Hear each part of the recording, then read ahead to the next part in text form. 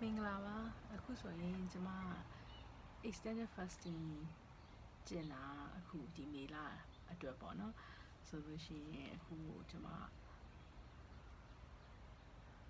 36 hour ရှိသွားပါပြီဆိုတော့ကျွန်မ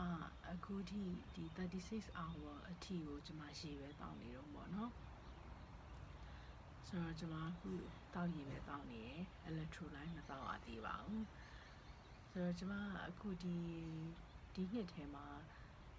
2025ထဲမှာဆိုရင်ကျွန်မအဲ့လို extended fasting ကျင့်တာကျွန်မအခု February မှာကျင့်ဖြစ်တယ် March မှာကျင့်ဖြစ်တယ် April ကျင့်ဖြစ်တယ်အခု May ပေါ့နော် May ထဲမှာမကျင့်ရသေးဆိုတော့အခု May လကုန်ကန်ဒီမှာပေါ့နော်ကျွန်မအခုတစ်ခေါက်ကျင့်ဖြစ်ပါတယ်ဆိုတော့ extended fasting ကျင့်လိုက်လို့ရှိရင်ဒီလူကအရန်ကိုကျန်းမာရေးအတွက်လေအရန်ထိရောက်တယ်အဲ့လိုခံစားရပါတယ်ကျွန်မရဲ့ဒီနှလုံးပေါ့နော် heart health အတွက်ကိုနောက်ဒီဥလန်းချောင်းကျန်းမာရေးဥလန်းချောင်းတခြားအဆိုင်ဥလန်းချောင်းပေါ့နော်နောက် brain health ပေါ့အုံနောက်အတွက်နောက် mental health အဲ့ဒီအတွက်နောက်ပြီးတော့ခန္ဓာကိုယ်မှာရှိတဲ့တခြားယောဂဖြစ်ခြင်းတွေရဲ့အစိတ်ပိုင်းတွေလည်းအကုန်လုံးဟိုဒီအစိတ်တောက်တွေပေါ့နော်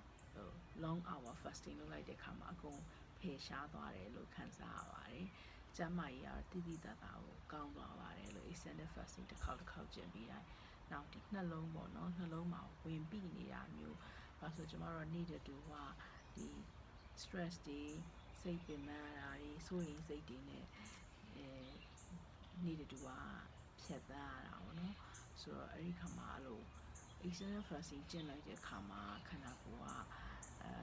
metabolism တွေပေါ့နော်ခန္ဓာကိုယ်အလုပ်တွေခဏအနားရသွားတယ်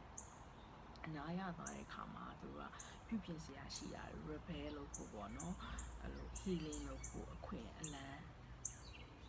ရေးအချိန်ခါရသွားတယ်ရသွားတဲ့ခါကျတော့သူပြန်ပြီးတော့အနားရတယ်ပြန်ပြီးတော့